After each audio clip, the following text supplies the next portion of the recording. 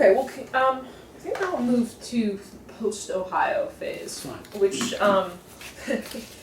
so after Ohio State, you went to Athens. First assumption was that this was Athens, Ohio. When Greg Anderson told me that, I put down Athens, Ohio. 15 years in Ohio has had a terrible effect on my horizons. You're a real Buckeye. Yeah. But there's apparently another Athens. Yeah. Georgia? Yes, exactly. But even further away. So you go to Athens, Greece, and your wife comes with you? And my wife and a baby in her belly. And okay. So what was the? It was a wild scene. Please do tell. Do tell. Right, go on. Well, here's what happened. I really, the year before, I became really determined to go to Greece. I had fallen into love with this whole subject so much I knew I had to go and see it and all that stuff. So I applied for a Fulbright, and I didn't get it. I think I can say this without clarity. I didn't get it because I was too smart for myself, and actually very dumb. You had to say where you were applying to for what institution you wanted to go to. And I thought, well, everybody's going to say American School of Classical Studies, but I'm going to fox them. I'm going to say I want to go to the University of Athens, and then the Greeks will be happy with me, and they'll give me a shot, see? Okay. Well, it turns out the Greeks had nothing to do with it. Goes through the Fulbright Commission in New York first, and then the Greeks can only say yes or no, right? The people who actually ran the Greek Fulbright program was in School of Classical Studies, American School of Classical Studies. Well, I didn't know. All I know is I didn't get it. Okay. I have never been so let down in my life. I thought, boy, they found you out, Kagan. They've discovered you are really a dummy, and that's all there is to it. I was really hurt. But the next year, my last year, I applied again, I figured. This time I figured, but I might as well apply for the place I want to go to. Okay. This time, not be so smart. Well, somewhere in there, my wife let me know that she was pregnant. I assumed I was not getting a Fulbright. Why would they give me one this year? They didn't give me one last year. Right. So I needed a job, desperately.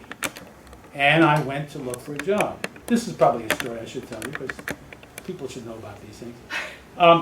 The year I applied for a job, there was one job in ancient history that I knew of. And it turned out later that nobody knew of anymore. Wow. Just people thinking about these are hard times. It wasn't the first hard times. So it was at Penn State.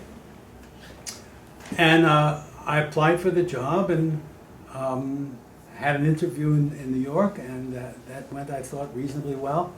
And the next thing you know, they invited me to come out to Pennsylvania.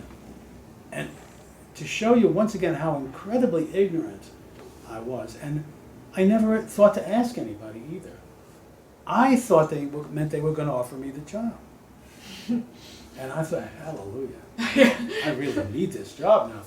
So I went out there, and somehow I discovered that I was one of 4. Okay. That had been a rude shock. A rude shock. And now I was cast down. I'm doomed again. Now, amazingly enough, and as you know, they gave me that job. By the way, here's another story that graduate students should hear these stories because they're helpful. Who was my competition? I later discovered who my competition was. They were all PhDs from Harvard. I had an Ohio State PhD, okay. Now, one of them subsequently became a chair professor at UCLA. One of them a chair professor at Brown. One of them, where is the third guy? Anyway, it's equivalent. Every one of them was an outstanding ancient historian with a really fine career at a first-rate university. Right. So if I had realized all that, I really would have committed suicide. But that's what happened. So now, later, when I'm at Penn State, I had a chat with the chairman who decided he wanted to explain to me how all this happened. He told me who the competition was, and so I said, so why in the world did you pick me? And he said, you know those damn Ivy League big shots. You know what they're like. Good, solid Ohio State. He had his degree from Ohio State. Of course. And who do you suppose his dissertation advisor was? McDonald or Dulles? Foster Ray Dulles. It was a fix. Right. It's better to be lucky than good. So, okay, so now I've been accepted. Okay. My life is saved. Right. I get news that gave me a Fulbright. Right. So, what do I said, well, I can't take it. My wife is going to have a baby. What am I going to do, run off to Greece and all that stuff? But can't happen. My wife said, no way you're going to take that Fulbright. I don't care what else happens, you're going to do that. And I could not argue her out of that. I just couldn't do that. So this is where I went to McDonald and just told him my troubles and told him my woes. He said, well, let me just make a telephone call. It never occurred to me. It really never occurred to me. You know me, so you're not going to be surprised about how stupid I am about everything. But really, it never occurred to me to say to the Pennsylvania people, could I put off the job? No, because you're desperate for the job. Of course you don't phone them up and say, would you mind if I came a year later? Exactly. You're going to lose it. Never, You fear you're going to lose it. But McDonald could. Right. And they said, of course, that's wonderful. Yeah. So that's how that happened. Okay. And so what was it like to be in Athens? Well, it was terrifying and wonderful. Okay. The terrifying part was we had this brand new baby that we had to take care of with no help from grandparents or anything like that. And we don't know how to talk Greek. So you can imagine it was really very, very hard on my wife. Right. But it was, I was constantly scared. Right. So that was the negative side. Right. But the positive side was, it was such a wonderful and essential experience. Right. I mean, you really, I don't see how anybody could study and work on and write about that if you've never seen it, the place, where terrain alone is such a big deal. But it's the magical stuff beyond terrain that, I just say an enormous amount of what I think I understand about ancient Greek history is related to knowing what Greece is like, what it looks like, and so on. Right. So it was a magnificent experience. And the other thing that was really good, one thing, the school has a program of its own where they take you around to the major and some of the minor archaeological sites with professional first-rate people doing stuff and all that, so that it was kind of an archaeological study that like you couldn't get any other way. That was really good. And but the other thing is, for good chunks of the time, they allow you to work on your own projects. So what I did was to write up a number of articles that I had, either I already had gotten started on or done, and some that I started while I was there, which turned out to be of enormously importance for me. Enormous importance because within a year or so, I had 4 or 5 articles published, so that when my lucky break at Cornell came, I was in the game. So why do you move from Penn State to Cornell? Anybody who has been to Penn State is ready to move. That's not quite fair. But it's a beautiful campus. It's a beautiful place if you love nature. But it's entirely cut off from the rest of the world. Really is. Unlike Ithaca. No, it's the same as Ithaca in that Okay. respect. The difference is Penn State, I don't know what it's like now. I can read in the papers, I don't like what I read. But it was at a level of development as a university that was way, way down from Cornell. I don't mean it was disreputable in any way, but the quality of the faculty was very distinctly of a different order. And, Cornell's an Ivy League university. Right. So I didn't have to bat an eye. Okay. But I must say, it was all made easier when I was invited to visit up there and to interview for the job. I was blown away by the beauty of the Cornell campus. Right. I had to say, I said to one of the guys who were showing me around, I said, how do you guys get any work done? Right. And he says, come back in the winter. Wintertime. Yeah. We hibernate. And so, did Cornell come after you? Yeah. Okay. And Yeah. what was it? Your dissertation book? It was my marvelous qualities, all my time. It was dumb luck. Okay. It turns, two things happened. They had a great ancient historian who had held a position. He died. Then they had for a year. They brought in a visiting guy while they were looking, and they were trying to hire a junior person. That was what was the thing. And they found somebody they liked very much, and they asked him to take the job. I learned later on. I learned all this, and he turned him down. So that was luck number one, because they had somebody they wanted to give it to. Right. So now they had lost this guy. The next piece of luck, there was a visiting professor in it was government. They called it government at Ohio State, at Cornell, and they shared a building with the history department. And he was from Ohio State, and I had actually met him at Ohio State, and so he knew who I was, and I guess that they thought well of me there, so they said nice things to him about me, just in passing. Right. So I know that when they struck out with this other guy, somebody talked to somebody, and he said, well, is this guy I know from Ohio State? He said, Penn State now, I think. So they invited me for a look. Right. So the OSU Mafia really twice at this point. First McDonald and Penn State. You can't do better than an Ohio State PhD. Also, the fact that you already had a job, you'd been screened, you'd got one place, it always looks better because you've been validated. That's right. Right. And I had a number of articles out so that they could judge that.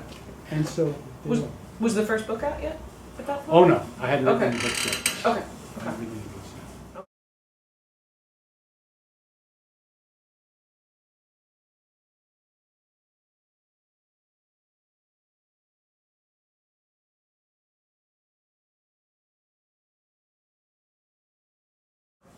yet.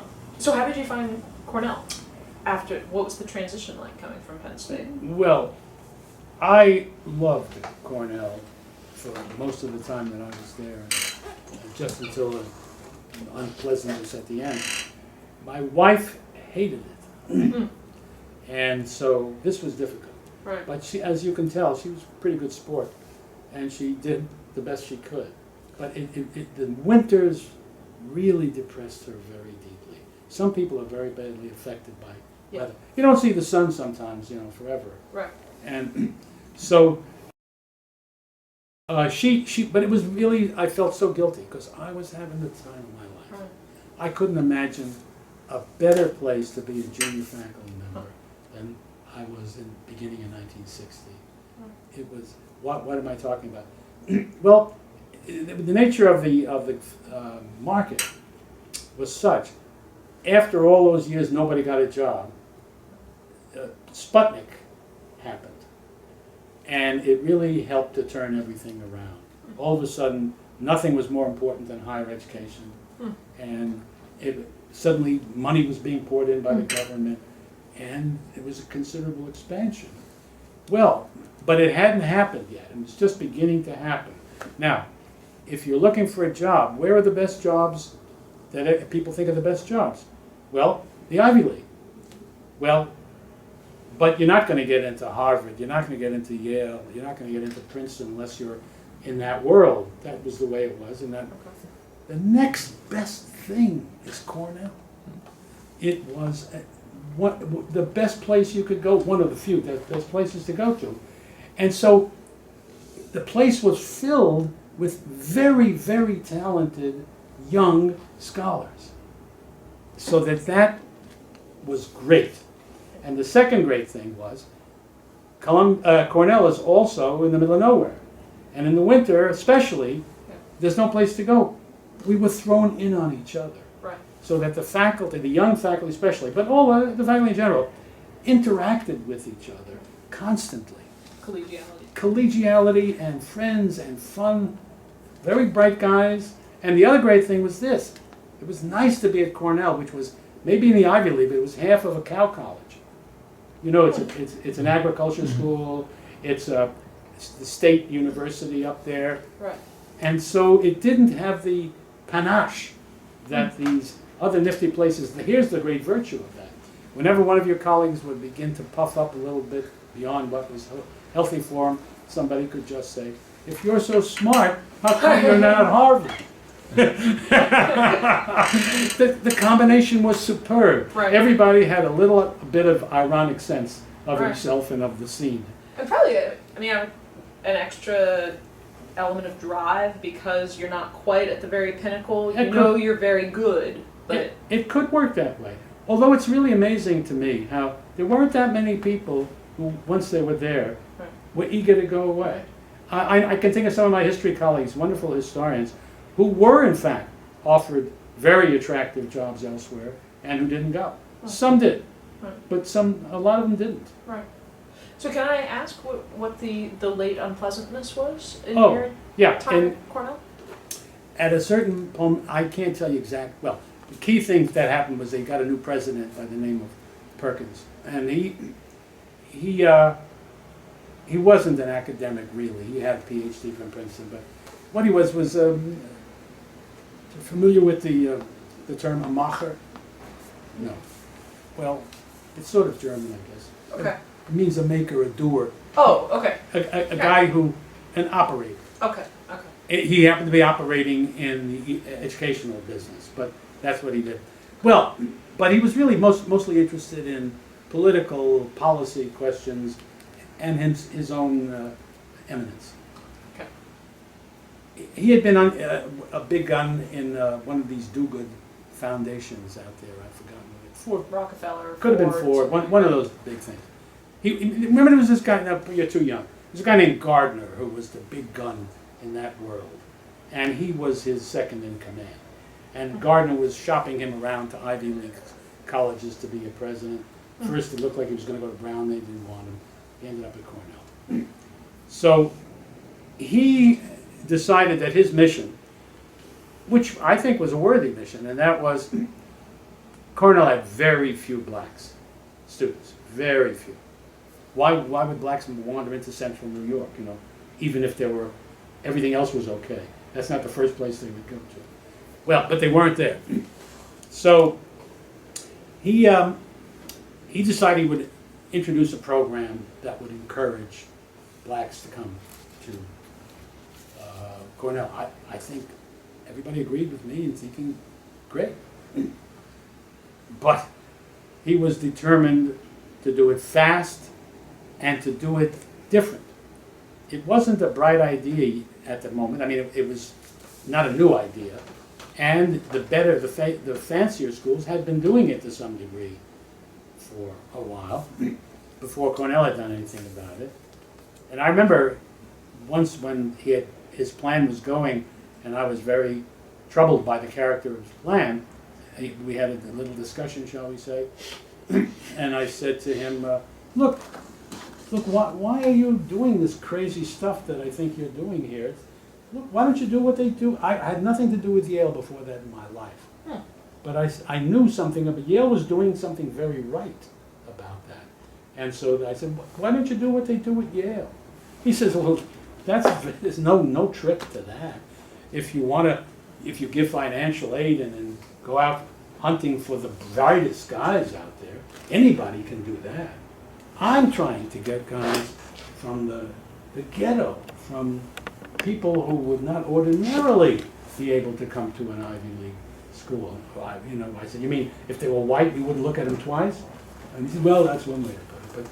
But, and so that was the root of the problem, was that he was determined to do that. So he brought a lot of people there who didn't fit and were very unhappy with what they found. And there were sort of many other things. Make a long story short, it turned into a very serious internal problem. I'm trying to think, especially, if terrible things were happening.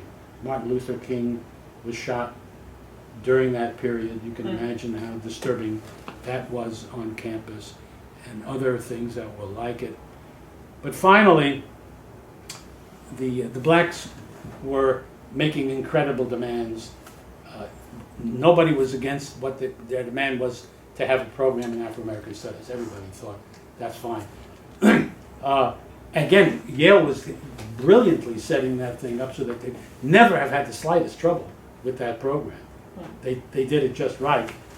But Perkins wouldn't have any, and it was very politicized. Okay. And pretty soon we had nothing but the most radical folks involved. I was on the Educational Policy Committee of the Arts College at the time, and we had to approve any courses that were introduced. So the students and their advisors who were putting together their Afro-American Studies courses had to bring them to us, and they were absolutely scandalous. I mean, they were simply propaganda. Absolutely nothing that represented different points of view, and nothing, much of it was not scholarship of any kind at all. It was just plain. And they insisted, their demand was that the courses should be open only to black students and should be taught only by black teachers. So it was that sort of thing, and pushing back and forth until finally things got violent. And the key event that broke everything open was on Parents' Weekend. Parents used the student union as a hotel, some part of it. Some of these radical black students got up at the crack of dawn, seized the building, threw out the parents, declared it to be their territory. Some fraternity boys got the word of this, got very angry, showed up, made a charge to try to do something about it, were repelled, and then a truck pulled up filled with rifles, which they then took into the building. I can stop at that point, right? Yeah. And the things got worse and worse and worse and worse. And finally what happened was a small group of faculty, of which I was one, maybe 20 of us, said that we would, because the president refused, one of the things that he refused to do was to search everybody's room for weapons. He said, how are we going to conduct our work? How are we going to teach if we have to be worried about their weapons on campus? So you go around, search everybody's room, and seize any weapons that you get. He refused to do that because the blacks weren't going to play. So we finally said, we will not teach our classes until that takes place. And so that got us a visit from the New York Times. And so it became a great national scandal. If you look back to April of 1969, you go do a little research in newspapers, magazines, and everything, you will read an incredible tale. But it led to terrible separation and fury and anger and so on. And a number of the guys who were among the minority finally decided to leave Cornell, and some of them were the most admired teachers on campus. And so all of that got to be this great scandal. Okay. As luck would have it, the Yaleys had invited me to come the previous winter. Just to join the faculty or to give a talk? No, to join the To faculty. join the faculty. The year was 68-9, and I can't remember exactly when they made the offer, but it was, well, it must have been still in 68 when they did, and with some considerable hesitation, I accepted. I didn't know what was going to happen. I knew we were having troubles, but I didn't know what was going to happen. I loved Cornell, and I loved my friends there and my life there, but I knew my wife really wanted to get out of there. Okay. And so I decided to go. So I went my way, and then I couldn't quit. Somebody said to me, I'd sold my house not long before that. The guy who heard about my being in the group that was unhappy with what was going on said, "Sorry, you can't quit again. You can't sell your house to me again." I mean, I couldn't quit because I had already said I was leaving. that's the I end of all that. gotcha. Gotcha. So.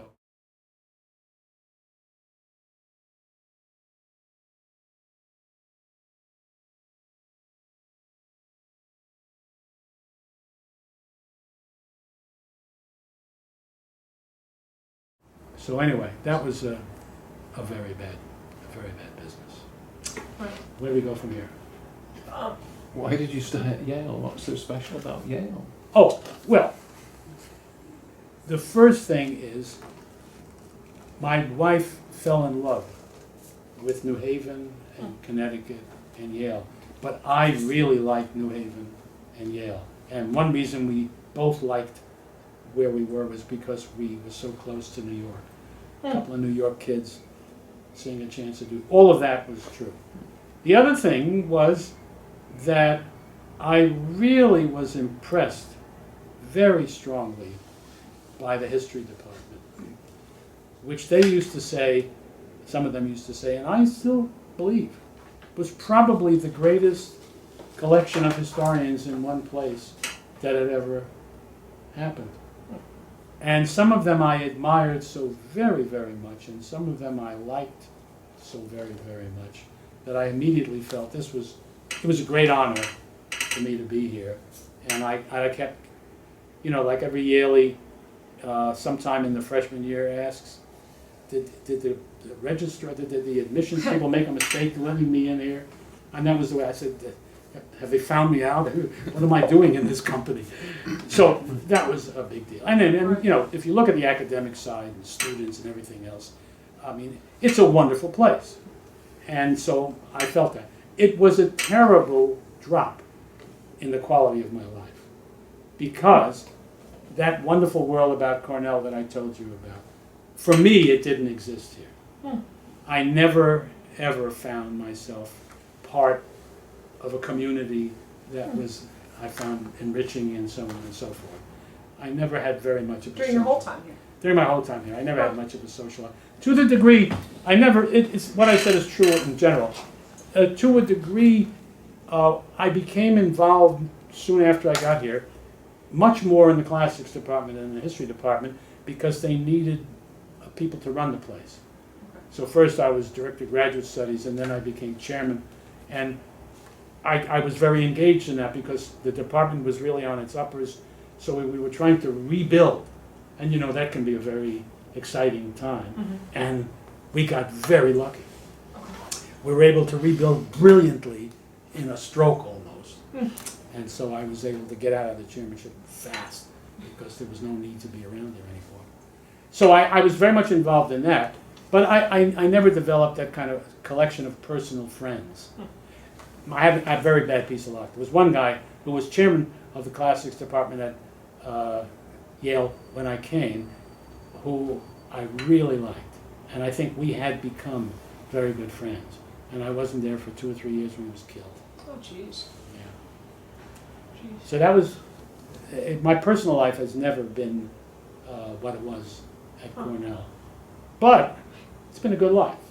Do you attribute that to just there being, because part of at Cornell, as you said, you were sort of thrown in on each other, that just there's more to do around Yale, so there's not the same. Yale faculty is much more spread out, is my impression. They really live in a lot of different. It's one of the great things about Yale. Which you couldn't do at Cornell. With Could the not. winters, you had to live on campus. Yeah, there's nobody would dream of being anywhere else. Whereas here, some of my colleagues when I was here lived in Boston, some in Westchester County. Yeah, and even in Connecticut, you could be on the seashore, you could be in the country, you could be in the city, you could be in the suburbs. That was wonderful, but it didn't bring you together. Right. And there was a funny little institution at Cornell that was actually very, very important for me. It didn't exist at Yale. It was the faculty club. They have a hotel school at Cornell.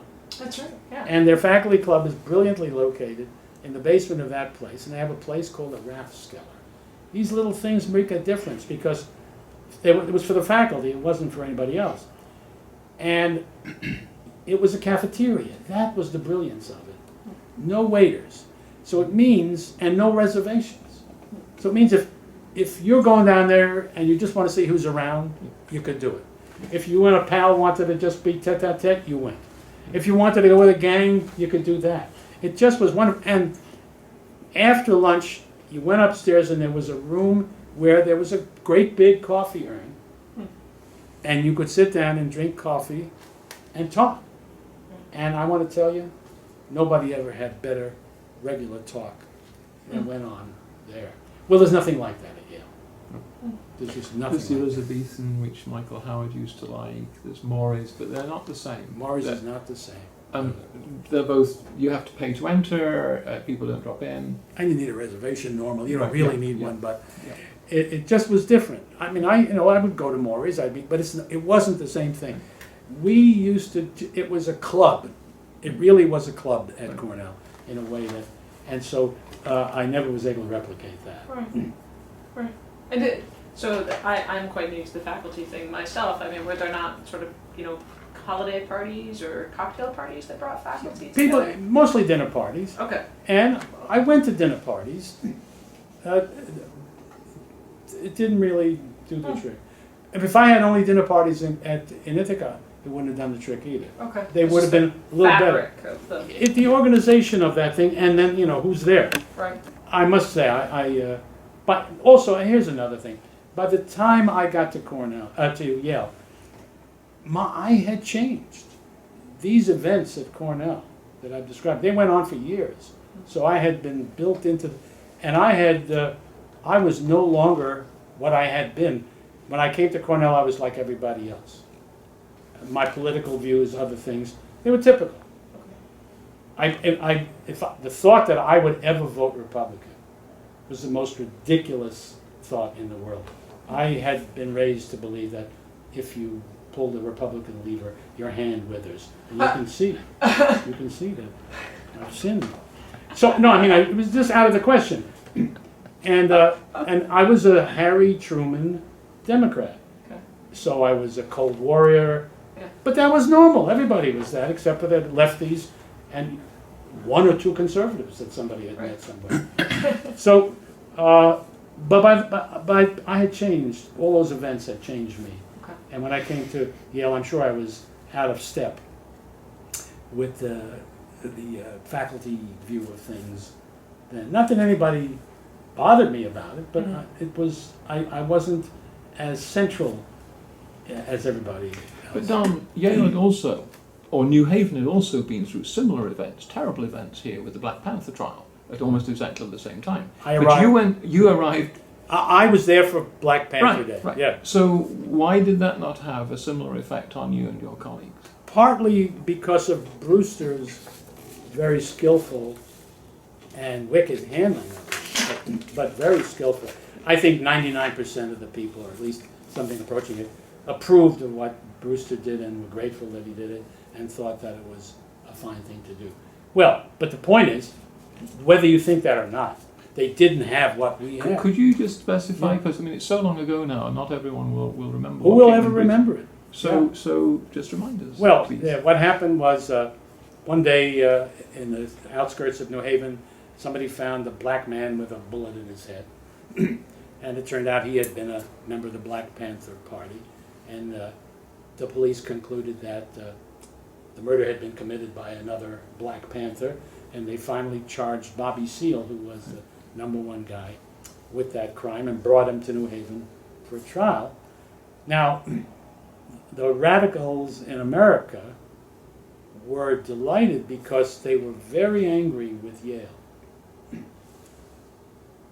Columbia had had the great big bust, and the radicals had taken over. Harvard had the president forced out by similar things, and the feeling was that the anti-war crowd, the lefties, had won that battle. Brewster had been very, very skillful in not committing himself to anything, but not doing anything wrong or saying anything wrong. He was, in fact, a liberal in the old-fashioned style.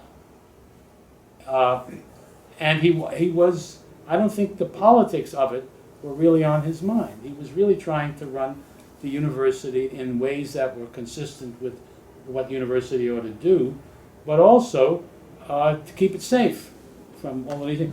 The opportunity to get Yale was very big. So every radical conceivable. And what could be a better cause than they're persecuting the Black Panthers? That was radical chic number one, the Black Panthers. So Brewster really had an incredible hot potato. It wasn't much he could do. And we now know this all happened like a few days or a week before the Kent State thing. But there were people, so it hadn't happened yet, but there were people who were savvy about things like that, who were Yaleys and were close to Brewster. Cy Vance was here all through that time advising Brewster. Vance had been Johnson's expert for dealing with the urban riots. So he was wise about a lot of it.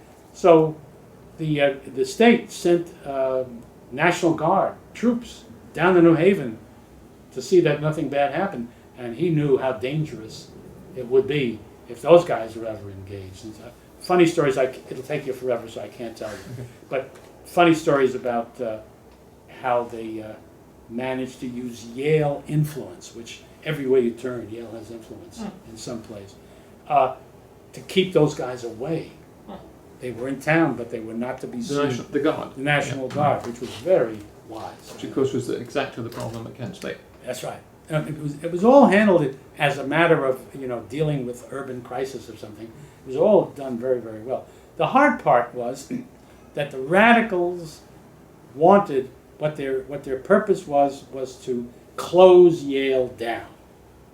So that meant we had to somehow say, okay, we're going to stop teaching classes, we're going to, et cetera, et cetera. And a lot of people thought that was the right thing to do, but not for the radical reason. Their thinking was, this is a very dangerous situation. The students are going to be endangered, among others, if we allow this. All these radicals around here looking to make trouble. Why don't you close the place down and send them home? Well, bad luck. The year before, or a year before that, it was the custom in the fancy colleges to allow the students to miss classes prior to Election Day to help defeat Nixon. That wasn't what they said, but I mean, everybody understood that. So the Yale Corporation considered that question. Nobody, it hadn't happened at Yale, and they said, you may not do that. So Brewster didn't have that option. I don't know what he would have done if he had had that option. It wouldn't have been the craziest thing in the world. I wouldn't have yelled at him if he said, well, we're going to call classes for a week until this clears up. But he couldn't. So now the situation was, he had very few choices. And I'm trying to get this squared away. Right. Brewster, on a Sunday, had been questioned by the press. And he had answered a question so as to say that there was no reason to doubt that Bobby Seale could get a fair trial in New Haven. And I thought, right, hey, I'm surprised but pleased. I hadn't really gone totally sour on him yet. He had done a few bad things, but I thought, when I went to Yale, my friends all said, you're the luckiest guy in the world. That's the best university going. They got the only president worth anything. That's the way we felt about him prior to what happened. So now, however, the heat began to grow, and the radicals were pressing more and more for the harsh things, and now they insisted on various things that were making everybody scared. And Brewster made a public statement to the effect that it was by no means clear that Seale could get a fair trial in New Haven. And of course some of us were desperately troubled. So anyway, make a long story short, there was a great big faculty meeting called, it was the most enormous faculty meeting at Yale I've ever seen. And Brewster had to maneuver between those people who simply wanted to close down. There weren't very many of those, but that was a possibility, but he couldn't do it. And the other was basically to find a way to close down without closing down. Because the radicals would not let it happen if he didn't close down in some shape, manner, or form.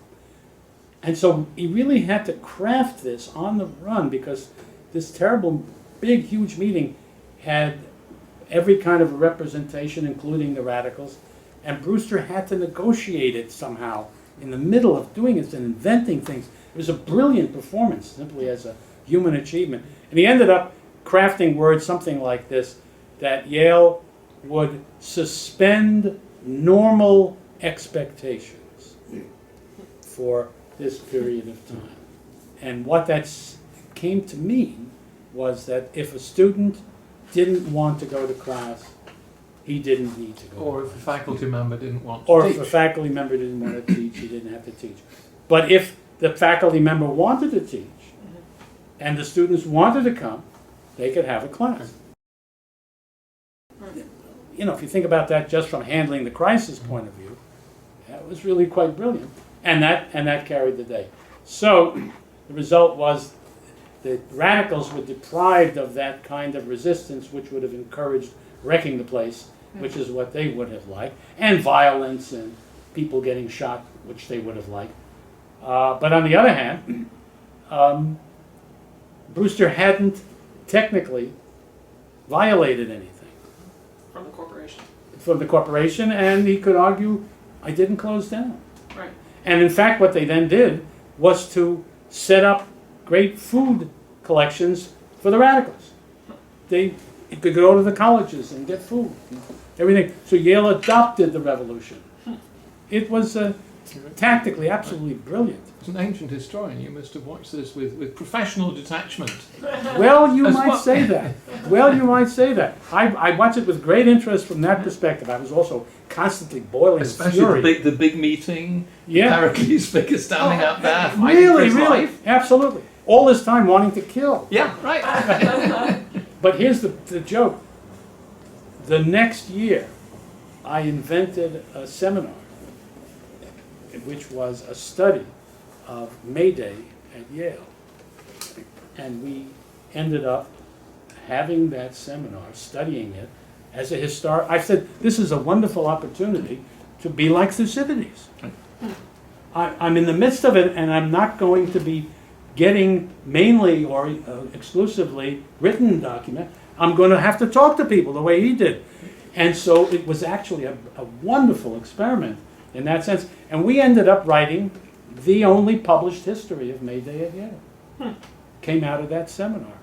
So you were right. I was giving it a professional look at the same time. Did you come to the same conclusion about fear, honor, and self-interest as the Fear, honor, and no, because it wasn't that kind of a thing. It wasn't. That's in between states sort of thing. How do you go to war? Okay. Yeah. But it's. You're right. There is some connection. No, I was thinking about different things. Okay. They were more to the point of a different